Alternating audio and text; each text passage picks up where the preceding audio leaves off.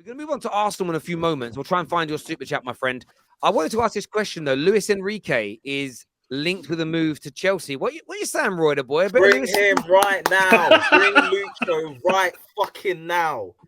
I will take anyone, even as gutter standards as Poch might be compared to our previous managers. Excuse me? Aye, chill. Poch Bring me Luis Enrique right now. This is a proven winner. He's beaten elite managers. He's beaten Pep. He's beaten Zidane. He's beaten Carlo. He's beaten top gaffers. He's won the Champions League. He's a ruthless commander. He won't take shit from any of these dressing room egos getting way too big for their boots because they've got a substitute teacher as a manager. I want Lucho at this time. Bring me Luis Enrique right now. Plays good football. You can say, oh, he had MSN. Trust me, his football was good. And statistically, they were performing better than Pep's Barcelona. With Spain, he played good football. He just had shit attackers. Bring him to the club right now. With Bodie's backing, our recruitment team, and him at the helm, success is coming. Well, don't you think Mourinho might be a good choice? Proven winner, obviously. And I know it's a bit of a dinosaur, but I mean, the affiliations and everything. Or maybe go still Conte or something. Because if you actually give them money, if you give them money, finally what they always wanted. I'm sorry, I'm not having Mourinho. I love you. Thank you for the 05, 06 and 2015 titles. Never gonna forget them. Hey, Mourinho's going to your club whether you like it or not. He's outdated. His tactics are so outdated. Forget about that Poch crap. Mourinho is outdated. His tactics, they're not progressive enough for how football's played in these times. Like, you might be I'm not having Mourinho back. Thank you for everything. I'm not having him back. Why before we go back into Enrique, why don't you want Pochettino, Roy? Because I just think standards-wise, I'm just like, he's just not elite. As in, his football, I think it's good. Don't get me wrong. He plays good football. It's not elite football. He's not a proven winner, and I want a proven winner at this club because those are the standards I'm used to, and those are the standards that will have the immediate respect to the players in the dressing room. Poch also had half a season, 1 point behind. He started 1 point behind Lille, half a season to overturn it, and he didn't. Like, I'm not going to put him at fault for the Champions League exit because those defenders just chucked them out of the competition themselves. But I like Poch. I don't think he's an elite tactician. He's not a proven winner.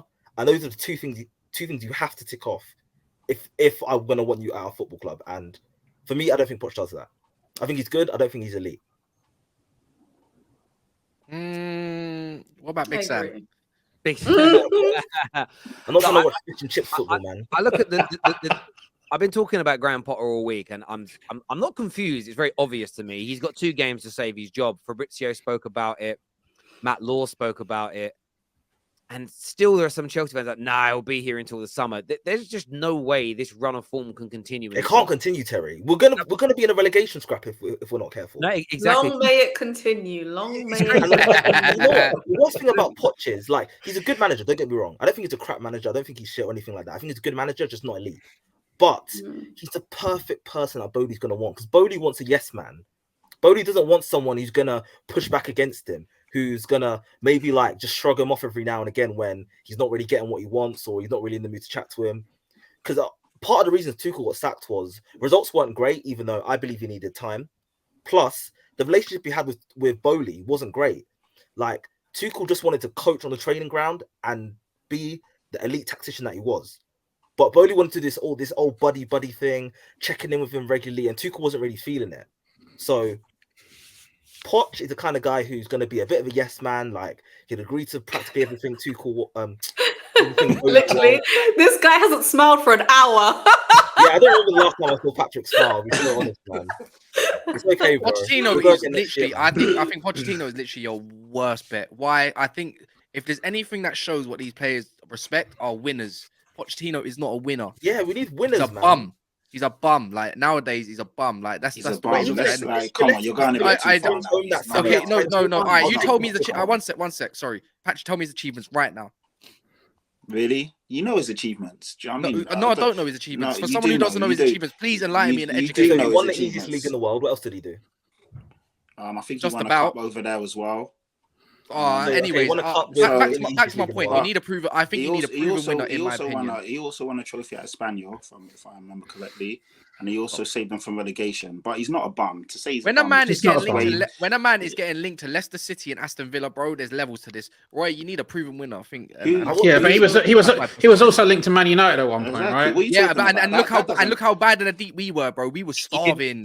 By the way, he didn't win a trophy in it says on his Wikipedia page under honours as manager, nothing at Espanyol, League Cup runner-up with Spurs, Champions League runner-up with Spurs, Ligue 1 in 2022. He won the Cup de France and the trophy, the Trophy des Champions. Is that he won the French Community Shield? That's the equivalent of Ole Gunnar Solskjaer's record of what he's won as a manager with Mold.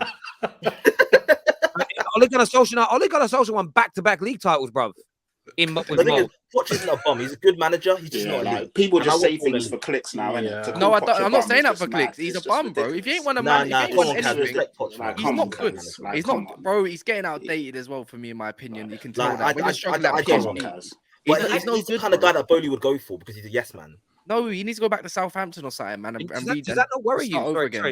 Does that not worry you, Roy, that your owners are looking for yes men managers? 100%, bro. Like, I want someone who is either their way or the highway. Okay, maybe not to quite the extent of Conte, where it's literally him or he's going to throw a toy at the pram and leave.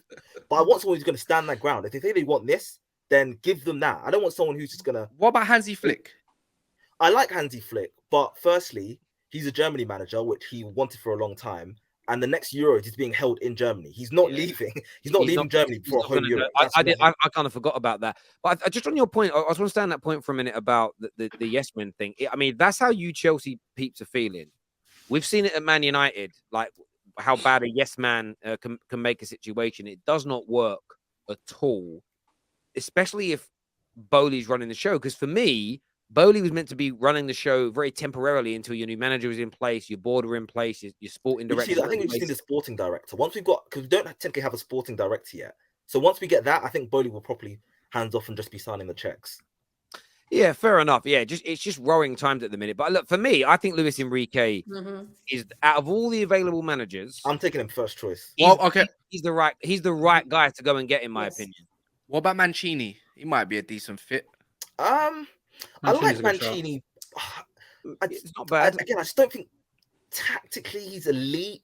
Like, he did very well at City, and where else was he? Italy. He was Inter Milan as well. I'm pretty sure he did what he won. League titles there, but I didn't. In 2023, I think in the Premier League when he was in the Prem, like City were good. They won a league title, but they were kind of like every season they were a bit hit, a bit miss. And I think that you need to find a manager who can create some continuity. And I think, look, Luis Enrique with Spain's a great example. Look at the forwards. Like, he isn't accountable for the talent that Spain produces. He has to just put a team together with what he's got.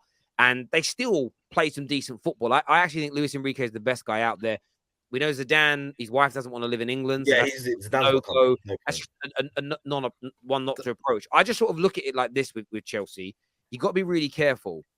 Man United got this wrong twice in our history, where Pep was available, but we were like in the middle of situations. Firstly, we should have Fergie, if he knew he was going to go, we should have got rid of him a year earlier and got him in, or done something where we could have got Pep a year later. And then when Pep was available, like we were sort of in the middle of the LVG thing, and it's like we should have gone and taken Pep at that point and stopped him from going to City. I don't think Chelsea can afford to let Luis Enrique join a European or maybe even another team in England. Liverpool might part ways with Klopp soon. If you let him go somewhere else. Man United in 2013 when Fergie retired, I remember doing a radio interview. That was Pep's sabbatical year, Terry. The year that Fergie left was Pep's sabbatical. They turned around, and if you actually think about it, what we should have just done is like promoted Rene Mullenstein for a year and kept the continuity, and a year later you wait for Pep to come in. Like, good decision making. You should have got Pep. But I remember doing a radio interview and who should replace him. And I said at the time, there's only two managers I think over the next 10 years will be able to get anywhere close to Fergie in England. And I said Jurgen Klopp or Pep. They're the two managers we wanted. Yeah, I wanted Klopp. And we systematically missed out on them both. And I look at Luis Enrique now with who's available and who's attainable for Chelsea. Even if Potter was doing okay, I would sack him for Luis Enrique. I was get rid of him for Enrique. If suddenly tomorrow, City got relegated because they got found guilty of cheating and Pep was available, the vast majority of teams in the world, the vast majority should consider sacking whoever their manager is. 100%. Bringing him in because he is the best striker in the world is if Haaland suddenly was a free agent, no matter who your striker is at your club, you've got to consider bringing in Haaland. He's that good. So I think Chelsea have got to do it irrespective, because if Luis Enrique joins somebody else, who else out there is of a world-class elite level that's going to be available in the next 2, 3, 4 years that will come Chelsea? There's not very many. There's a lot of up-and-comers. The thing with Chelsea is, I said this at the start, like, when Bowley came in, like, longer term, Bowley's not going to be spending the kind of money that he's spending or has done in the last 6 months. Chelsea will be running a self-sustaining model, pretty sure. They try to get ahead of it by amortizing all these player expenses over the next 7 years or whatever it is, and they're banking on income and stuff improving. Chelsea are going to, and the recruitment people that you've brought in and the players you've brought in, they're all more geared towards an attacking, pressing style of football, which Potter's trying to implement. The trouble is, and this is what I said at the start, like, the biggest cultural change that needs to happen at Chelsea isn't even really to do with the club. It's to do with the fans. Like, the fans over the last 20 odd years have been spoilt rotten, right? And ultimately, if you're not going to be patient, like Man United fans, obviously they've been, and Liverpool fans over the years, there have been times when things have got pretty ugly and pretty bad. But generally speaking, we give managers time. Chelsea, I know Chelsea have tried to give him Potter time, but if you believe in him, and if Bowley believes in him, he's got to give him more time to see it through. Now, the question is, is all this money they've spent, have they spent it on good players or have they spent it on bad players? If they spent it on bad players, they are in trouble, because they're not going to be splashing the cash anywhere like this in the next 3 or 4 years.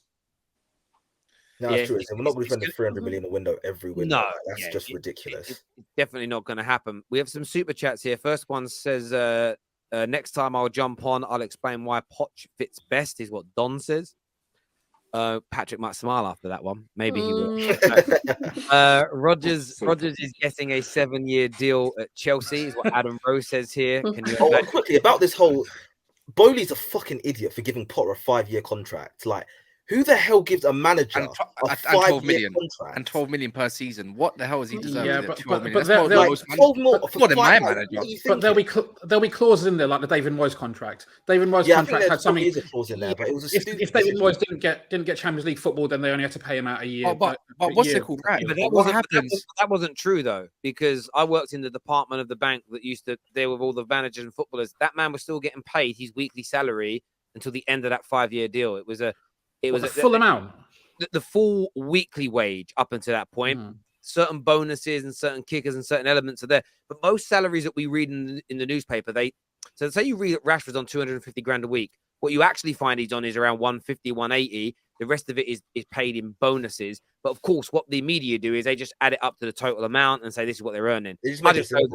I've heard Potter's got a termination clause if he doesn't actually get into Champions League, but can you afford to keep him on until then? Because until it's mathematically impossible to get the Champions League, you can't. It's already long gone anyway. You might, and if you see what your fixtures are at the end of the season, I say you're going to be next to Everton and them. Yeah, but the thing is, you at least want to be in the Europa League next year, because that may be the only viable chance of Champions League football next year. Even though 5 teams qualify, it just depends on how long it takes you to improve. It's going to be interesting. This year says, do you know how many Arsenal and Chelsea fans aren't from London?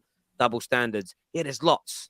But there we go. Listen, do you know what I love about this? Is how I know Man United are on the way to being back. I haven't been called a glory hunter for 10 years. 10 years. No one's questioned where I'm from. I've just been a red.